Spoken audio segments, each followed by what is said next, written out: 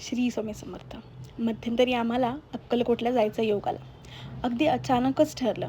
मग सकाळच्या 6 वाजताच्या शताब्दीने आम्ही निघालो आणि अगदी 3 तासात सोलापूरला पोचलो. पण या 3 तासामध्ये आम्ही खूप मज्जा केली. पाऊस तर भरपूर पडत होता. चिकणमातीपासून खूप साऱ्या गोष्टी बनवल्या, उन्हो खेळलो आणि मेन म्हणजे मैत्रीण बरोबर होती. त्यामुळे भरपूर गप्पा झाल्या. सोलापूर स्टेशनला उतरलो आणि तिथे निघालं अक्कलकोटला. अक्कलकोटला आल्यानंतर स्वामींचं खूप मस्त असं दर्शन झालं. दर्शन घेऊन बाहेर आलो. थोडीशी शॉपिंग केली, जसं की धूप, अगरबत्ती आणि तिथून निघालो चोळप्पा महाराजांच्या वाडा बघायला. तिथे स्वामींचं समाधी मंदिर आहे. समाधी मंदिरामध्ये जाऊन इतकं प्रसन्न आणि खूप छान वाटलं आणि इथे जास्त गर्दीही नव्हती, त्यामुळे दर्शन पटकन झालं. हे आहे चोळप्पा महाराजांचा वाडा आणि घर.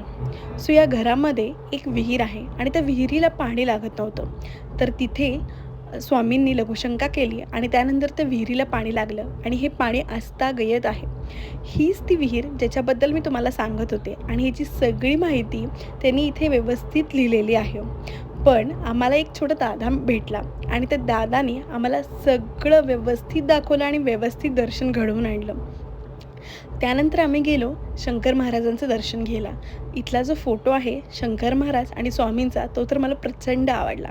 हे सगळं आमचं आवरून झालं आणि त्यानंतर आम्ही निघालं अक्कलकोटकडून सोलापूरकडे. सोलापूरवरून आम्हाला बस मिळाली आणि तिथून निघालो पुण्याला. That's it for the day. Thank you. Shri Swami